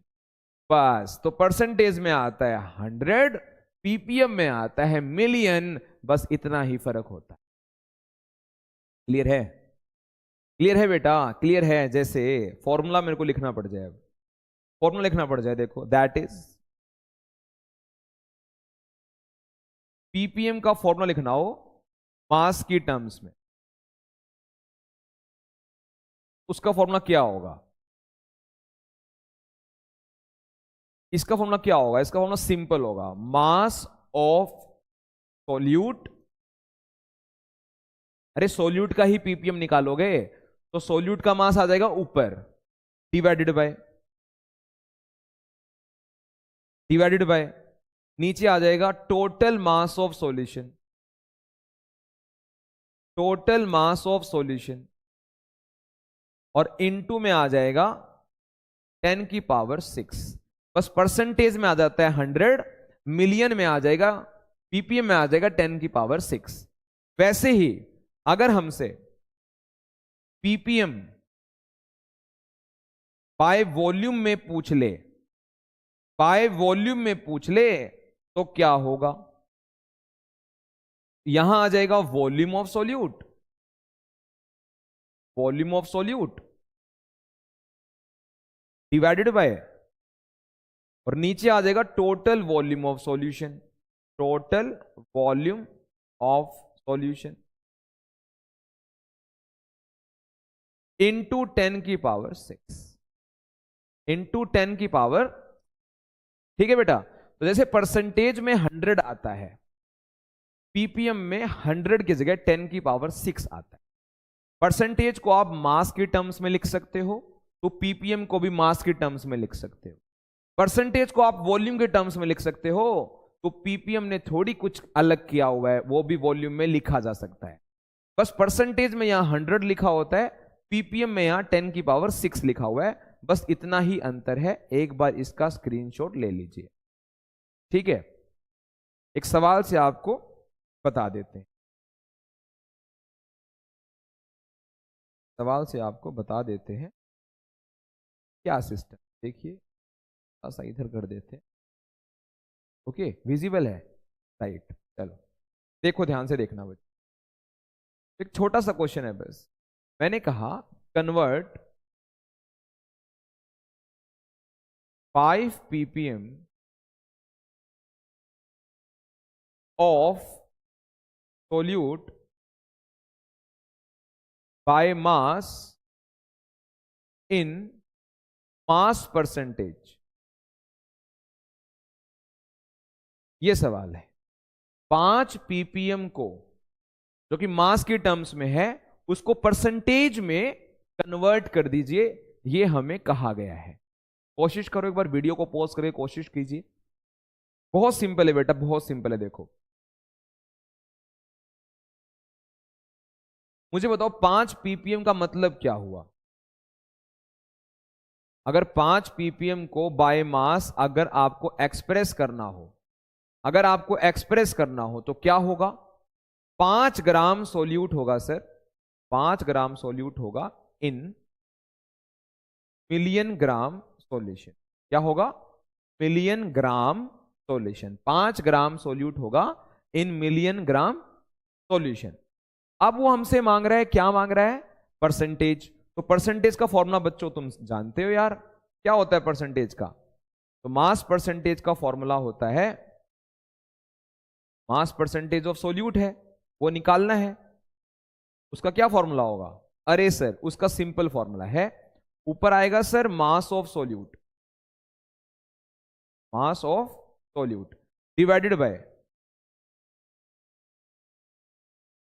By mass of solution, total mass of solution, और इनटू में 100 आएगा। इनटू में क्या आएगा? 100 आएगा। अब देखो यार सब कुछ ही गिवन है। मास ऑफ सोल्यूट है 5 ग्राम, मास ऑफ सॉल्यूशन है मिलियन ग्राम, तो परसेंटेज आ जाएगा। देखो तो मास ऑफ सोल्यूट कितना है बच्चों? मास ऑफ सोल्यूट है 5 divided by total mass of solution है मिलियन ग्राम 10 की पावर 6, और यहां आ जाएगा 100। सोल्व करेंगे तो हो जाएगा 5 इंटू 10 का पावर -4%, 5 इंटू 10 का पावर -4% आया।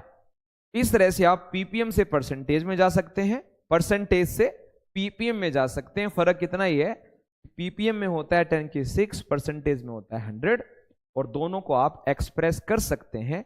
इतनी क्षमता, इतनी ताकत आपके अंदर है। यस, इस तरीके से बच्चों हमने कंसंट्रेशन टर्म्स खत्म कर दी हैं। पीपीएम तक आपको पढ़ना है। राइटो? राइटो?